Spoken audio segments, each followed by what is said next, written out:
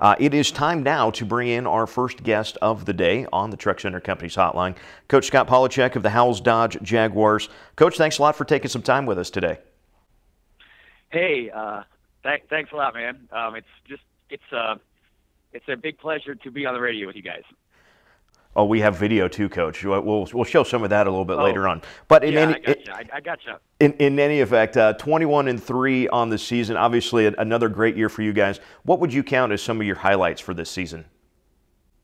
Well, I thought this for pretty much the entire season. We've been competitive. We played some very tough teams, and we've had a couple heartbreak losses. But to get ourselves into a district final, it's kind of where we want to be. Now we just got to go and take the next step. You guys were runners-up last year in D1 to Emerson Hubbard. How did the loss and getting so close to that ultimate goal of a state championship, how did that fuel what you guys did in the offseason? We are a pretty senior-dominated group, and the girls, as in the locker room after the game, we just talked about how they just need to get together, work this summer, work during the season, and get themselves a goal. And the girls have really set their eyes on getting back to the tournament and trying to finish with the ultimate prize. And I think they've done a good job. I have just about as much of a group of focused girls as I've had in a lot of years I've coached. So they really get after it in practice on a daily basis. Sam Brester kind of became a little bit of a fan favorite, at least for us, the first time you had really gotten to see her at state last year. This year, her senior year, she's averaging 18 points a game. What type of impact does she have, not just with her scoring, but the other aspects of her game? What a lot of people don't realize about Sam is, her defensive side of the game is probably in some ways maybe a little more disruptive than what she can even do on offense. Her hands are so quick and she can jump so fast that she just gets tons of deflections. Other girls get steals because of what Sam does. We're almost forced once in a while to play a little 1-3-1 just to put Sam out on the perimeter and allow her to play, solid defense out there, and she really does. She is a disruptive force, and it's a lot of people, say, "Ooh, 18 points a game." Well, that's great, but defensively, she helps us a lot. And outside of those points that Sam does get you, there's four more girls that really do a lot of scoring around her. And as I was taking a peek at your stats, really do a nice job of complementing one another, in addition to having obviously a good individual score. Yeah, well, it's been kind of interesting lately.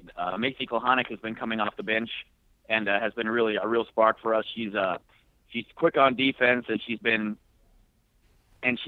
shooting very well from the outside. And as far as our senior group, they just know who to find the hot person. Who's ever shooting well in practice.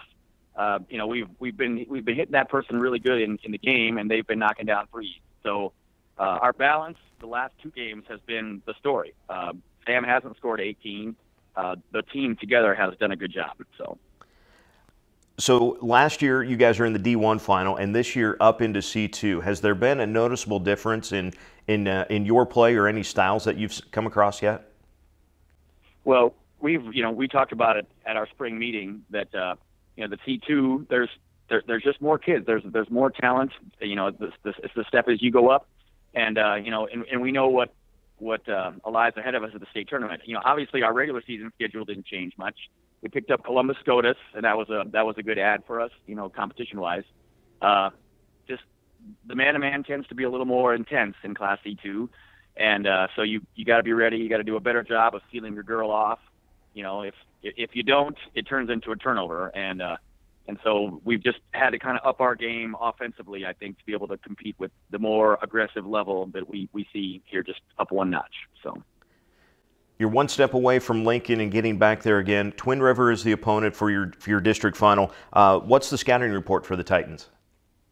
That is a senior dominated team. They've got this Pachaza girl who can really shoot well from outside. They've got a couple other seniors, point guard that's very quick, and another slashing guard, this Raymakers girl. And they are just a nice, solid, disciplined group. Coach Morris, I haven't coached against him too many times, but because he's kind of on the other edge of our conference. But they just do a great job running their offense, solid man-to-man defense, and they're going to make us work for every possession. And so, yeah, this week in practice, we've had a lot to work on, and I'm sure we'll not be ready for everything he puts at us, but we'll try to take it as he comes. And then, Coach, one more before we let you go, because I was looking at your roster and I couldn't help but notice that there was more than one breaster. If I counted right, there was 6 on your roster there on Max Prep. So, as a broadcaster, I got to ask: have you ever gone with the all-breaster lineup? We did it just there was one game where we were kind of had a nice lead at the end, and we had 5 breasters on the court at one time, just for fun. But really, it's not like they're all sisters. I mean, they're related and all somehow. But the nice thing about these girls, they just come from a good long bloodline of talent, and I guess if you have breasters out there, you're probably going to be better off than not. So it's nice to have them. No doubt about it. Well, it will be fun to see what happens later on this week, and hopefully, obviously, if we can make it all the way to Lincoln, we'll share some stories there. Coach Scott Polacek, thanks a lot for taking the time, and best of luck to you and the girls the rest of the way. Thanks a lot for covering us on Strive. We appreciate it. We will be back. We've got more Prep Huddle Live coming up next on StriveSports.com.